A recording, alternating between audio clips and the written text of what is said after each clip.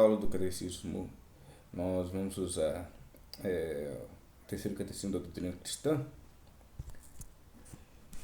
e ele começa, antes de passar para as aulas propriamente ditas, com as principais orações do cristão, aquelas orações que todos nós devemos saber de cor.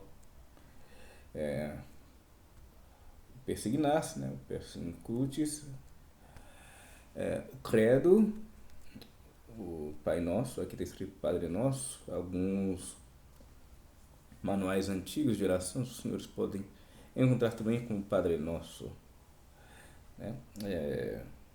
Mas Pai Nosso, né? Isso não valida o nome da oração, não. Em geral, não sei se os senhores sabem, mas o nome das orações, as orações recebem como nome o começo delas, né? Por exemplo, pelo sinal da Santa Cruz, né? Aqui estava persignar-se porque você começa em latim com esse termo, né? Persino.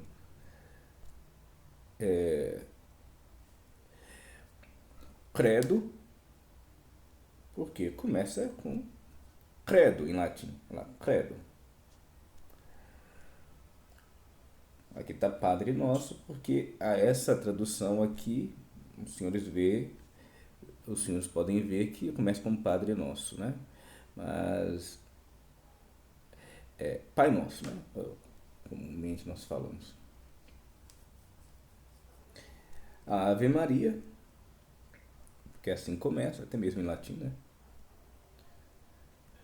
A Salve Rainha, porque assim também começa.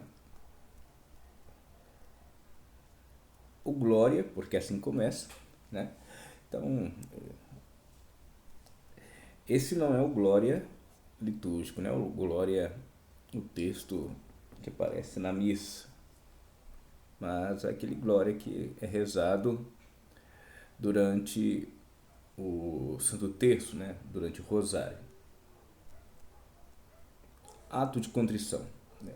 O ato de contrição, né? Há vários atos de contrição, né? Vários atos de contrições, né? Esse aqui talvez seja um dos mais famosos, mas não é o mais simples de decorar. Tem atos de contrições mais simples do que esse, mas esse é um bom ato de contrição para se fazer. Quando se faz o ato de contrição? Algo que poucos católicos também talvez não tenham ciência é que o ato de contrição é uma parte mais do que recomendada após a confissão, né? Quando você faz a confissão, após confessar os seus pecados, o padre vai dar o conselho, a penitência, e depois de imposta a penitência, ele pede para rezar o ato de contrição. Aí a pessoa fica assim, o que eu vou fazer, né? Ok. Então esse aqui é um ato de contrição recomendado a fazer, ok? É bom decorar atos de contrição. Não tem necessidade de ser esse, né? Tem atos de contrições menores.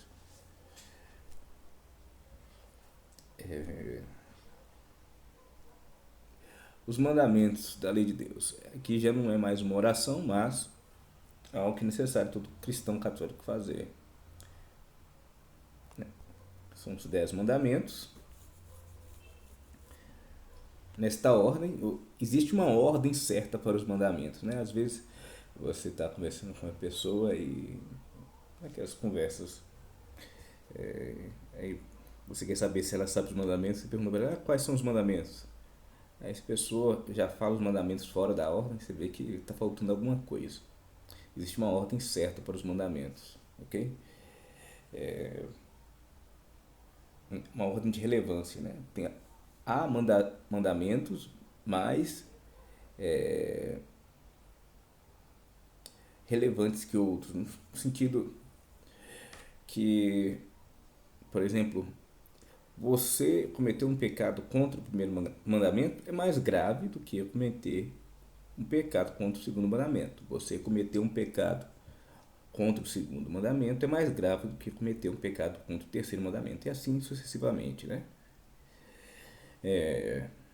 Lógico, um pecado grave, independente de qual mandamento que é. E pecado venial, independente de qual mandamento. Quando formos falar sobre os mandamentos, veremos isso com mais detalhes.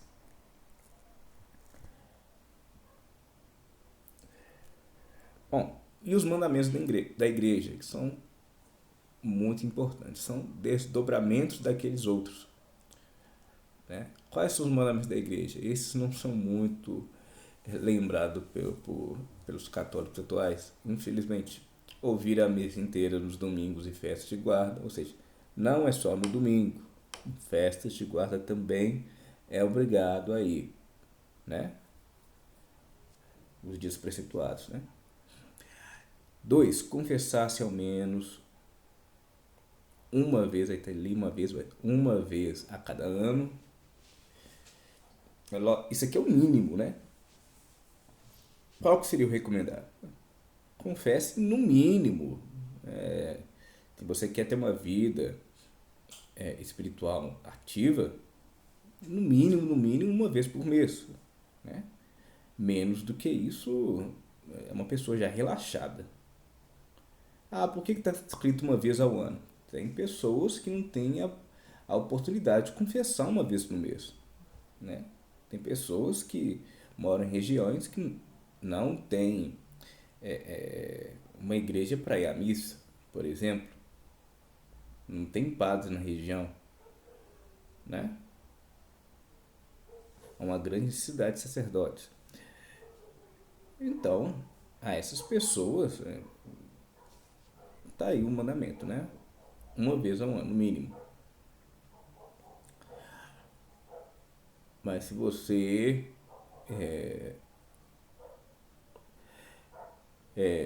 pecou mortalmente, aí não tem que esperar dar um mês. Confessa já de uma vez. Estou falando mesmo, mas vamos lá. Se você quer ter uma vida boa, uma vida espiritual boa, de 15 em 15 dias, toda semana, né? Evitando escrúpulo. É bom ter um diretor espiritual para te aconselhar melhor, né? Porque às vezes a pessoa é escrupulosa e aí uma vez por semana pode ser perigoso. Ok? Mas vamos lá. É bom ter sempre um diretor espiritual para dirigir bem retamente essas questões, né? Terceiro, comungar ao menos pela Páscoa da Ressurreição. Fala a mesma coisa, né? Da confissão. Olha lá, a confissão é uma vez por ano. Mas você vai confessar uma vez por ano somente? Por favor, né? E comungar. É lógico, você só comunga se estiver em estado de graça, né? Você não pode comungar fora do estado de graça, em estado de pecado mortal. Ok? Ok. Jejuar e abster-se de carne quando manda a Santa Igreja. Quando a igreja manda abster de carne. Ah, é na Sexta-feira Santa?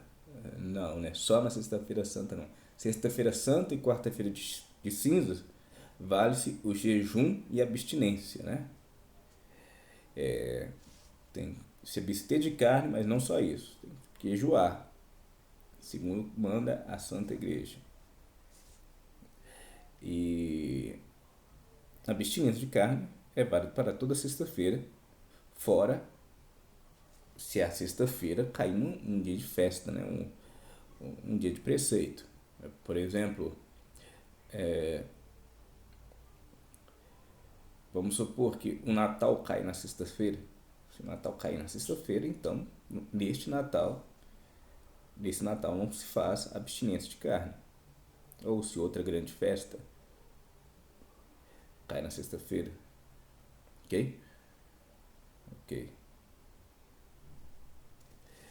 Pagar dízimos segundo o costume. Isso aí também é algo que pode ser negligenciado por alguns, né? Talvez seja menos do que os demais, assim, pelo que eu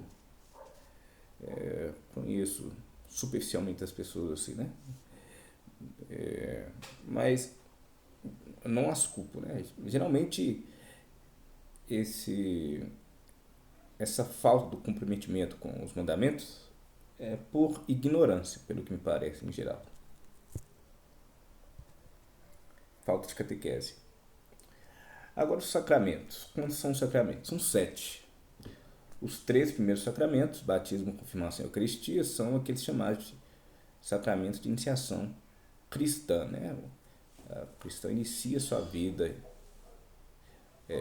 com esses 3 sacramentos. Todo cristão que supõe-se, né, que todo cristão adulto católico já tem os 3 sacramentos: batismo, confirmação e eucaristia. E, e aqueles que não têm, né, corra atrás para ter, né? O batismo, assim que você nasce, já pode ser batizado. E deve. O mais rápido possível.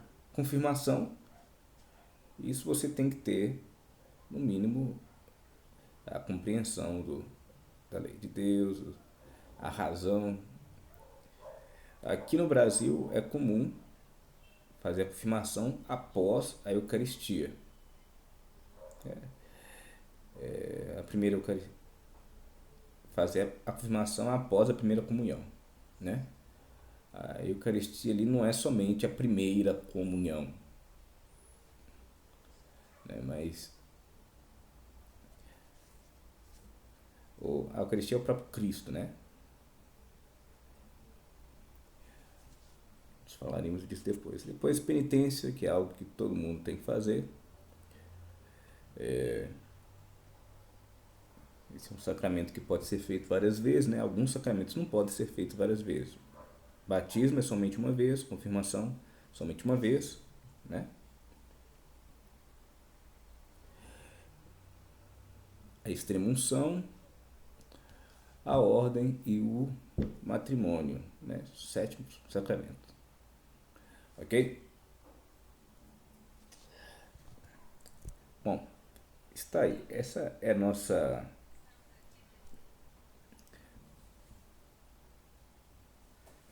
parte 0. Eu vou concluir com a lição preliminar. Talvez é o mais importante. Da doutrina cristã. Suas partes principais. Aqui vem um versículo bíblico de Atos dos Apóstolos 11. Em seguida, Barnabé foi para Tarso à procura de Saulo. Encontrou-o e o levou para Antioquia. Durante um ano estiveram juntos naquela igreja e instruíram muita gente. Foi em Antioquia que, pela primeira vez, os discípulos foram chamados cristãos. Muito bom. Aí, esse catecismo ele é escrito em forma de perguntas. Eu aconselho mais do que, por exemplo, a quem está iniciando a vida cristã, do que o catecismo pós-Vaticano II, o catecismo da época de São João Paulo II, né? Aquele amarelo que é mais comum. Porque ele é mais simples, mais fácil de decorar as lições, mais objetivo. Então, é melhor para uma primeira leitura, né? Um primeiro estudo de catecismo.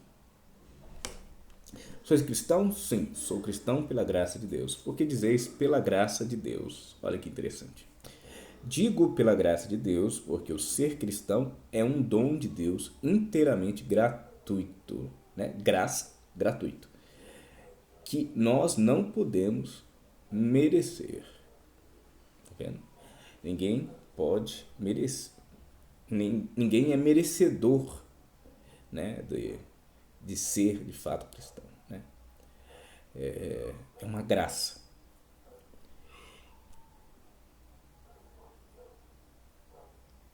E diante disso, vale até lembrar das várias vezes que nós temos o costume de responder graças a Deus, né?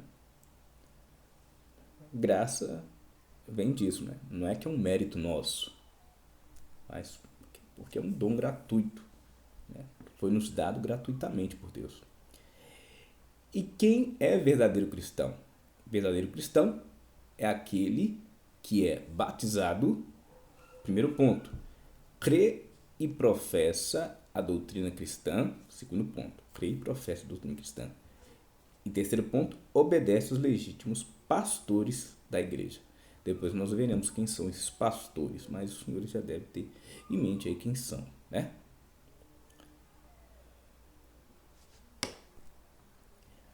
Que é a doutrina cristã? O que é a doutrina cristã? A doutrina cristã é a doutrina que Jesus Cristo, nosso Senhor, nos ensinou para nos mostrar o caminho da salvação. A doutrina cristã é a doutrina que Jesus Cristo nos ensinou para nos mostrar o caminho da salvação. É necessário aprender a doutrina ensinada por Jesus Cristo? Certamente. É necessário aprender a doutrina ensinada por Jesus Cristo. E, olha, frisem essa parte. E cometem falta grave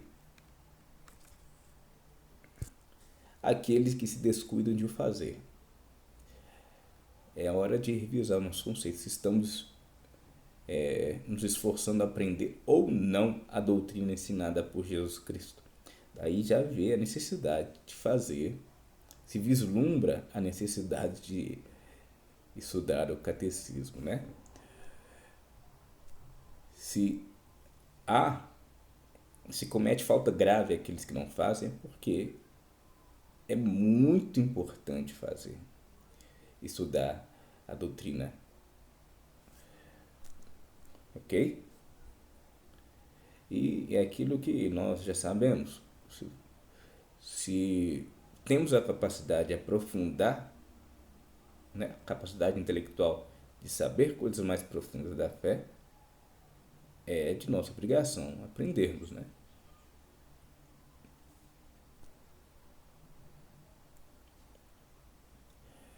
Ok? Os pais e patrões estão obrigados a mandar o catecismo os seus filhos e dependentes? Os pais e patrões, resposta. Os pais e patrões são obrigados a procurar que os seus filhos e dependentes aprendam a doutrina cristã. Ah, então nada daquilo de o meu filho não quer ir para o catecismo, deixa ele, vamos rezar, um dia ele cisma e vai, né? Ele é livre para decidir. Uh-uh. Os pais e patrões são obrigados a procurar que seus filhos e dependentes aprendam a doutrina cristã. E eu complemento aqui, ó. Fora isso, são culpados diante de Deus se desprezarem esta obrigação, ok?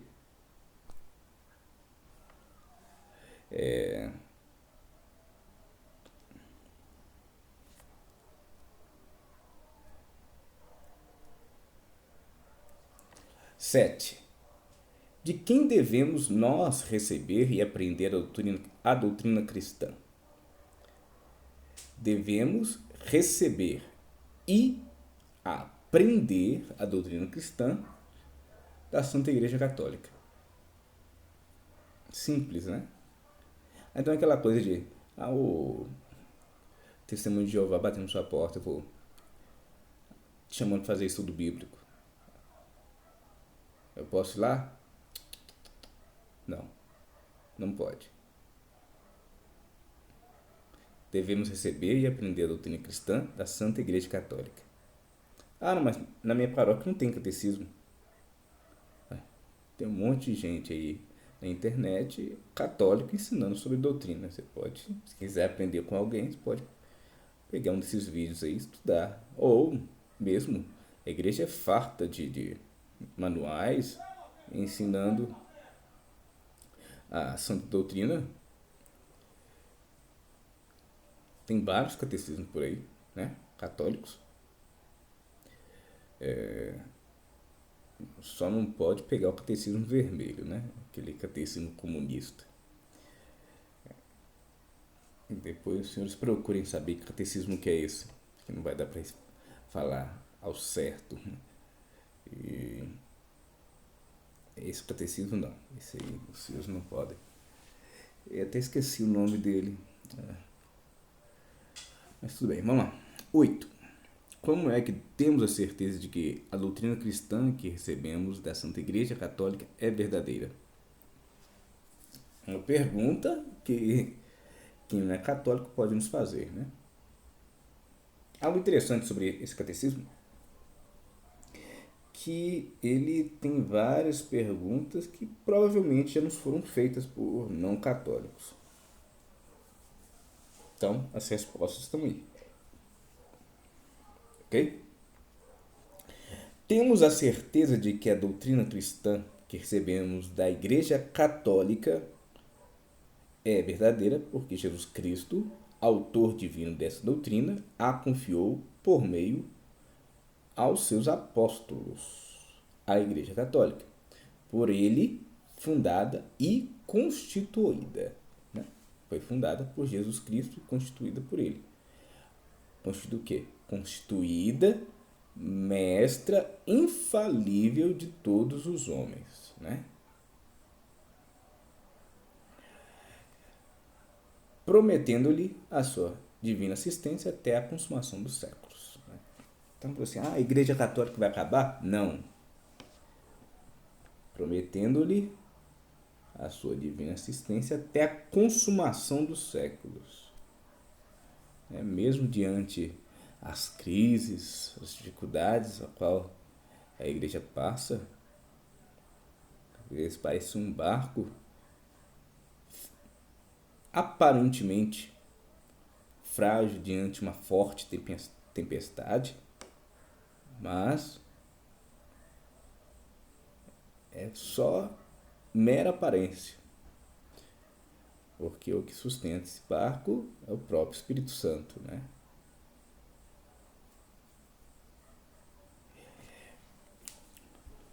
Ok?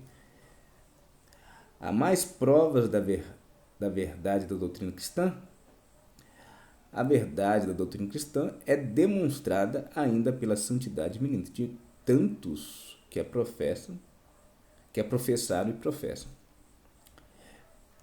Pela heróica fortaleza dos mártires, pela sua rápida e admirável propagação no mundo e pela sua plena conservação através de tantos séculos de muitas e contínuas lutas. Né? Nós temos mais de 2000 anos de existência.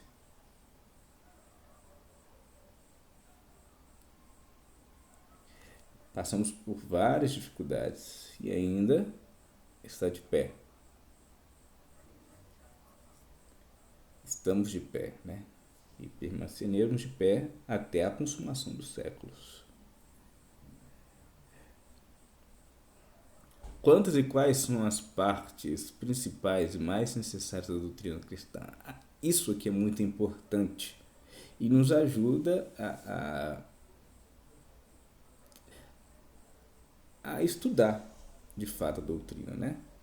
Porque nos ajuda a organizar nossos pensamentos daquilo que devemos estudar para conhecer o que é necessário da doutrina. Então, são eles aí, olha. As partes principais e mais necessárias da doutrina cristã são 4. O credo, o Pai Nosso, os mandamentos e os sacramentos. O credo, o Pai Nosso, os mandamentos e os sacramentos. Então, 4. Que nos ensina o credo? O credo nos ensina os principais artigos de nossa fé.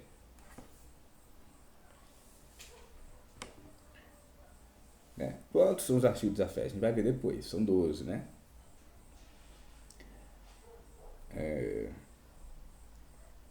Que nos ensina o Pai Nosso? O Pai Nosso ensina-nos tudo o que devemos esperar de Deus e tudo o que lhe devemos pedir.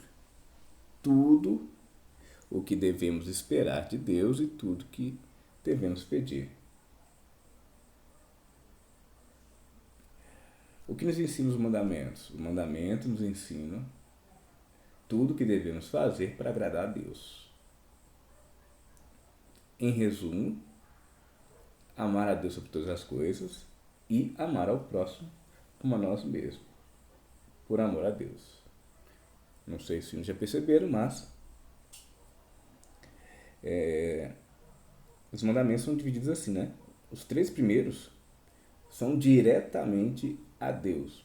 Não que os outros não está falando sobre Deus, né? Não que os outros não vão ferir a Deus. Lógico que ferem. Mas os 3 primeiros são diretamente a Deus. Os demais é a relação de nós com o próximo. 14. Que nos ensina a doutrina dos sacramentos? A doutrina dos sacramentos faz-nos conhecer a natureza e o bom uso desses meios que Jesus Cristo instituiu para nos perdoar os pecados, comunicar-nos a sua graça e infundir e aumentar em nós as virtudes da fé, da esperança e da caridade. De novo, para perdoar os pecados, comunicar-nos a sua graça e infundir e aumentar em nós as virtudes da fé, da esperança e da caridade. Fé, esperança e caridade, que é isso? São as 3 virtudes teologais.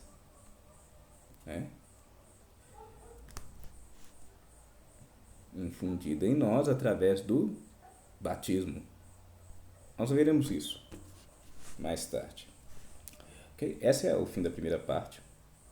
Foi um pouco longa, mas deu para introduzirmos os assuntos importantes que veremos ao longo do catecismo. Espero que tenham gostado. Deixe aí seu like, compartilhe esse vídeo. Nos vemos na próxima aula.